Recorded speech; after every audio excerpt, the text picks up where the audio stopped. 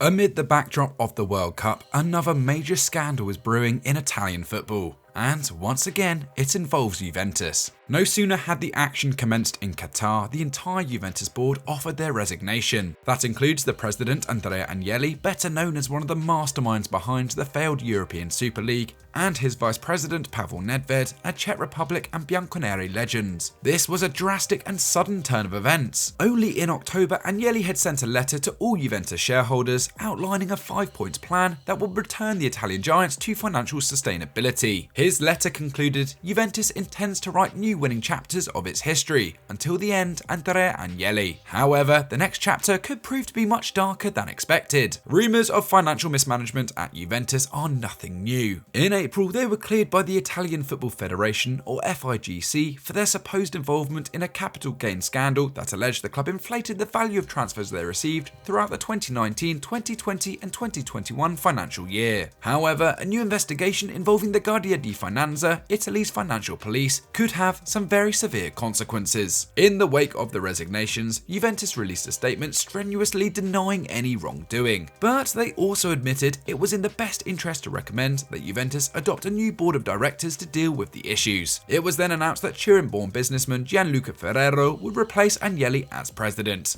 But what on earth has actually happened? What has led to this point, and what possible punishment could the old lady face? Let's find out in our latest Eurofootball Daily Explained.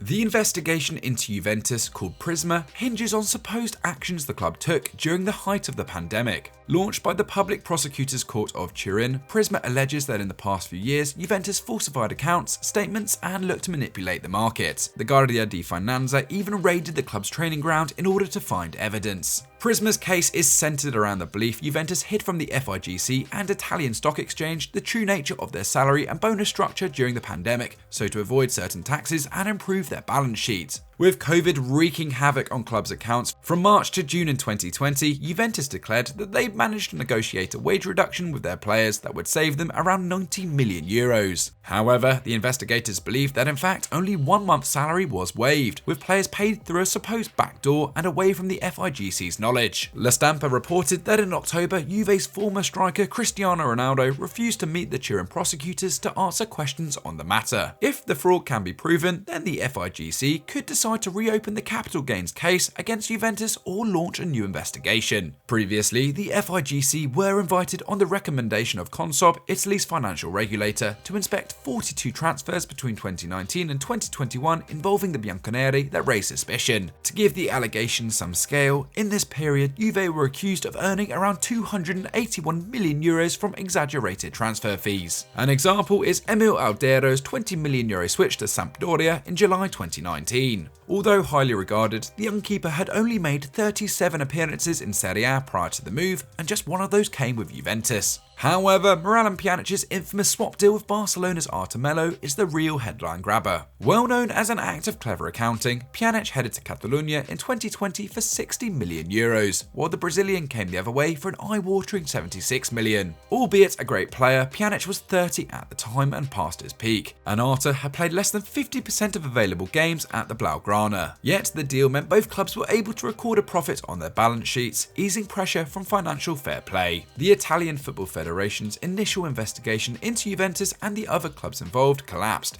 as ultimately the value of a player is subjective and there is no exact answer. What's more, it transpired that the prosecution was basing their own valuations off the unofficial website Transfermarkt, which was easily dismissible in court. However, if the results of the Prisma investigation mean the FIGC reopen their case against Juventus, then the consequences could be huge.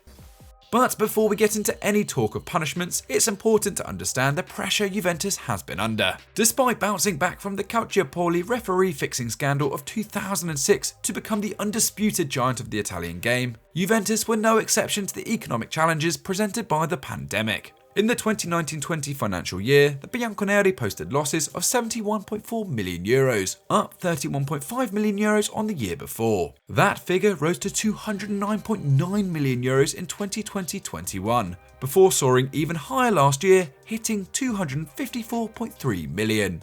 Juventus' return for 2021-22 is the biggest loss ever recorded by a Serie A club, and something Andrea Agnelli would acknowledge as certainly the gloomiest moment in their recent history. The reasons they've fallen so heavily into the red can be attributed to several factors. Juve themselves have blamed the lingering impact of COVID-19 and its various restrictions, a loss in revenue after a few poor seasons in the Champions League, plus a decrease in domestic TV rights income. It's worth noting that Serie A pales in comparison to its European rivals when it comes to overseas TV rights. The league will pocket €653 million for the 2021-24 cycle under its current arrangement with international broadcast partners, but this is just 1/10 of what the Premier League will draw in between 2022 and 2025. Agnelli has openly bemoaned how the Premier League is unapproachable for any other domestic league in terms of revenue, and the European Super League was supposed to correct that balance. Juventus are still technically wedded to the project along with Real Madrid and Barcelona, but currently it's going nowhere fast.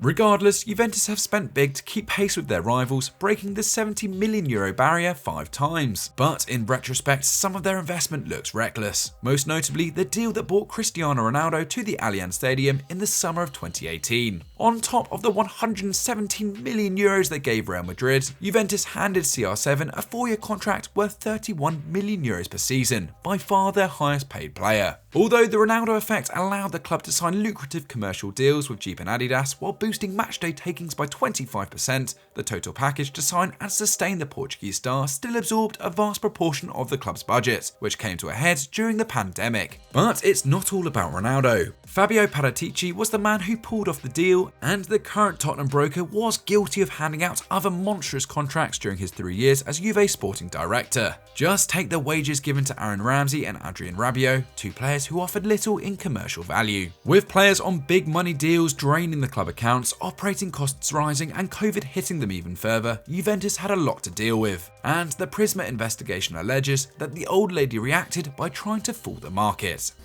What happened next depends on whether the Italian Football Federation reopens their investigation into the club or launches a new one entirely. If yes, and the FIGC ultimately rules against Juventus, then they could face a points deduction or risk a fine. But the matter is so serious, there is one scenario that could actually lead to the club being relegated again. As per Article number 31 of the Sporting Justice Code, the falsification of accounting or administrative documents or any other illegal or evasive activity directly leading to the club's registration for the season can cause a points deduction or the relegation to last place of the rankings. So if it's proven that Juve's alleged deception allowed them to compete this season, then they might be sent to Serie B. And the FIGC aren't bluffing, as Chievo Verona and Cesena have suffered the exact same punishment in the past. However, relegating Juventus is a different beast entirely, and there might be individual repercussions too. Agnelli, Nedved and Paratici are reportedly 3 of 16 directors under investigation and could face a criminal trial for their role in the alleged fraud. Agnelli has so far avoided being put under house arrest, but he, along with the new Juventus board, face a nervous and uncertain wait. This could be just the beginning.